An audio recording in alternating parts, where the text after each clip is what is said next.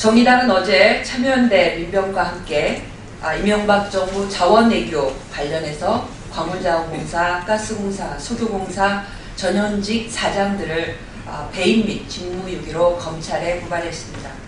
지난 국정감사에서 본 의원과 정의당이 밝혀낸 이명박 정부 자원외교의 허상과 피해 규모는 가히 천문학적인 규모입니다.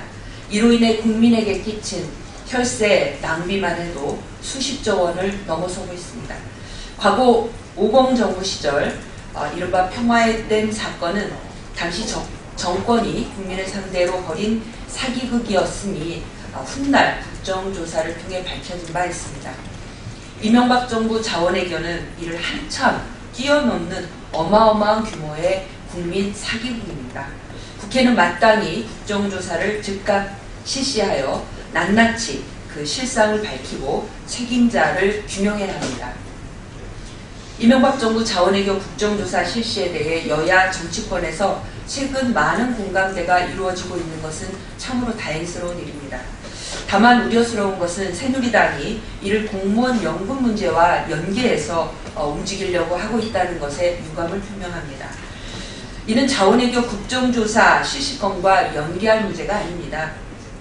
공무원 연금 개혁 문제는 하위직 공무원들에게 연금 권리를 가능한 보장하고 상위직 연금액은 노후보장 상식선을 넘지 않는 선에서 조정안이 마련될 수 있도록 충분한 시간과 대화를 가지고 마련돼야 할 일입니다.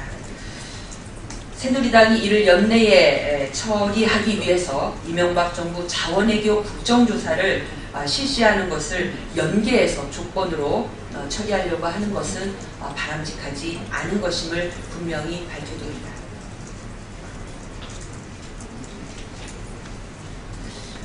인기 야구구단인 롯데자이언츠 대표이사가 선수들의 일거수일투족을 CCTV로 감시해온 충격적인 사실이 오늘 정의당 심상정 원내대표회의에서 사실로 드러났습니다.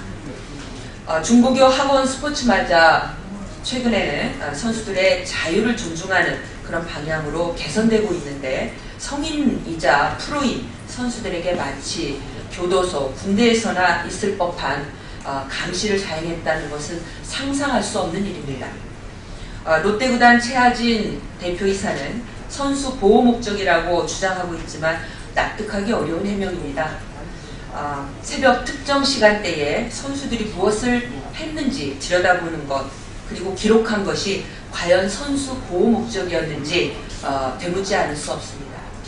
경기나 훈련을 마친 이후에는 마땅히 보호돼야 할 선수들의 개인 사생활이 구단 측에 의해 CCTV로 감시되어 온 것은 인권 침해를 넘어서서 개인정보 보호법을 위반한 명백한 범법 행위라 아니할 수 없습니다.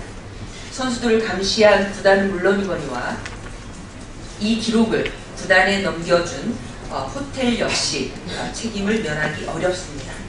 이번 사건에 대해 프로야구 선수협회는 법적 조치를 준비하고 있다는 입장을 밝혔습니다.